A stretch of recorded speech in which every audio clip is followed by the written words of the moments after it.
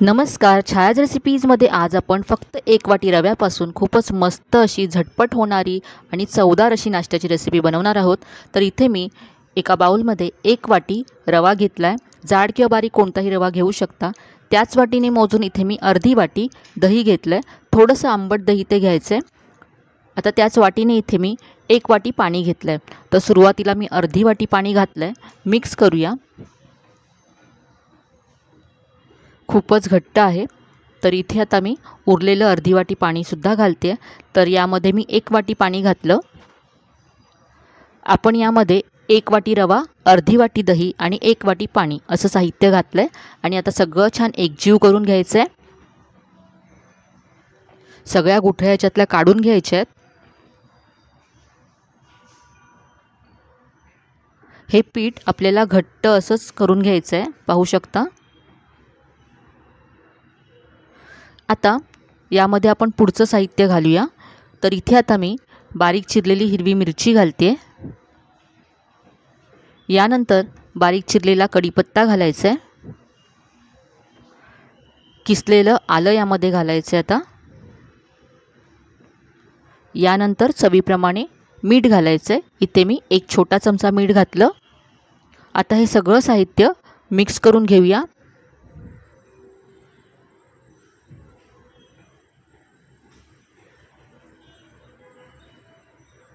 हे सगळं छान एकजीव करून घेतल्यानंतर यावरती आता झाकण ठेवून 10 मिनटं हे बाजूला ठेवायचं आहे.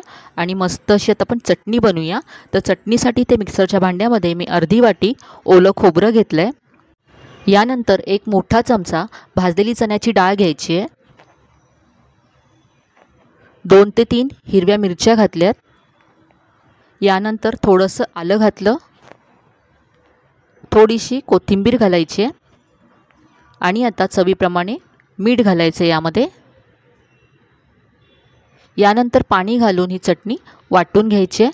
तर इथे पहा, चटणी मी वाटून घेतली. एका बाउलमध्ये आता चटणी काढून घेऊया.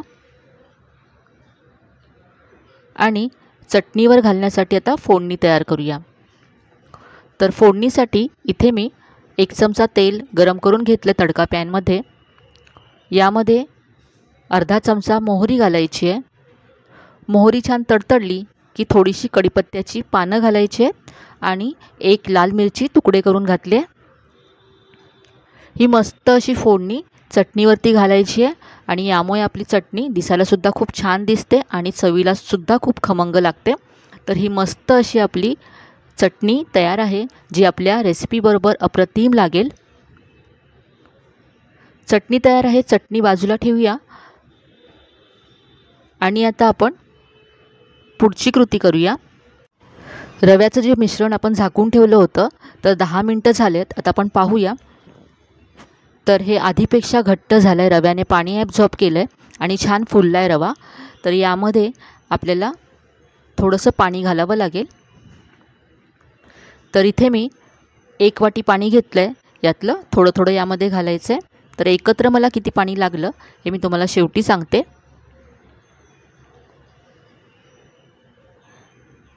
पाणी घालून हे छान मी असं मिक्स करून घेतलं. पहा, हे असं आहे. आणखी थोडंसं पाणी यामध्ये घालते. तव्यावर घातल्यानंतर हे आपोआप पसरेल असं पीठ आपल्याला हवं आहे.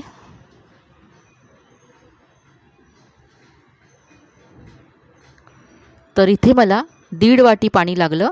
आधी आपण 1 वाटी पाणी घातलं होतं आणि आता मी अर्धी वाटी पाणी घातलं. तर एकत्र 1.5 वाटी पाणी या पिठासाठी मला लागलं. आता इथे पहा, एखादा विस्कर किंवा चमचा घ्यायचा आहे आणि त्याने हे मिश्रण असं छान 2 ते 3 मिनटं फेटून घ्यायचं आहे. यामुळे रवा आणि यामध्ये जे आपण पाणी दही घातलं ते छान असं एकजीव व्हायला मदत होईल. आपण हे मिश्रण मिक्सरमध्ये फिरवलेलं नाही आहे, त्यामुळे असं छान एकजीव होण्यासाठी हे असं बीट करून घ्यायचं. आता इथे मी पाव चमचा बेकिंग सोडा घालते. तुम्हाला जर बेकिंग सोडा घालायचा नसेल तर तुम्ही हे मिश्रण रात्रभर फर्मेंट होण्यासाठी ठेवून सकाळी याचे उत्तप्पे बनवू शकता. आता मी इन्स्टंट बनवते आहे म्हणून इथे मी पाव चमचा बेकिंग सोडा घातला आहे. तर आता हे पीठ तयार झालं आहे. आता याची आपण उत्तप्पे बनवूया।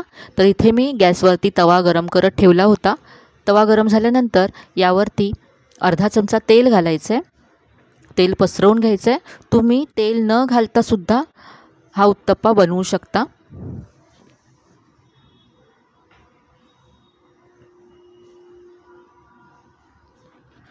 इथे आता तेल मी व्यवस्थित पसरवून घेतलं। आता सेंटरला 1 चमचा पीठ घालायचं आहे आणि थोडंसं पसरवायचं आहे। जास्त पातळ करायचं नाही आहे, आपल्याला उत्तप्पा जाडच ठेवायचा आहे।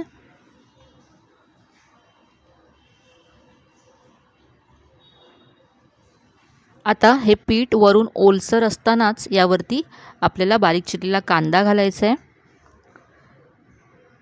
याबरोबरच बारीक चिरलेला टोमॅटो आणि मी थोडीशी कोथिंबीर घालणार आहे। तुम्ही तुमच्या आवडीप्रमाणे बारीक चिरलेली शिमला मिरची, किसलेला गाजर सुद्धा इथे घालू शकता।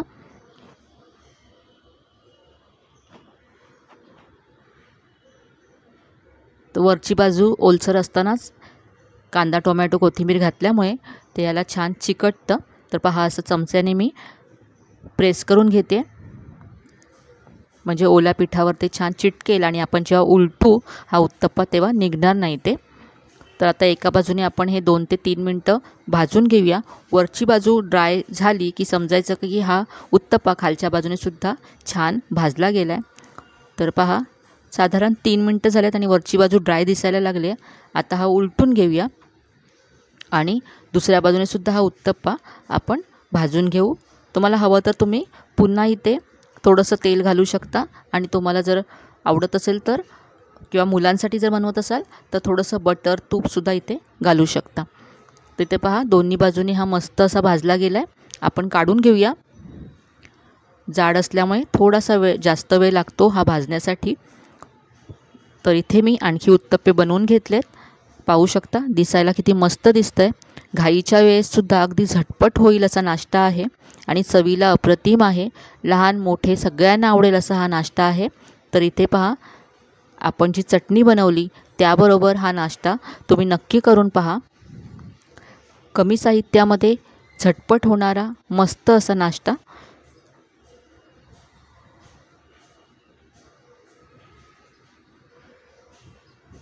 आजची ही रेसिपी तुम्हाला नक्कीच आवडली असेल। रेसिपी कशी वाटली कमेंटमध्ये कळवायला विसरू नका। रेसिपी जर आवडली असेल तर व्हिडिओला जास्तीत जास्त लाईक करा, शेअर करा। चॅनलवर नवीन असाल तर चॅनलला सबस्क्राईब करायला विसरू नका। चला तर मग पुन्हा भेटूया अशा छान छान आणि नवीन नवीन रेसिपीसह। तोपर्यंत धन्यवाद।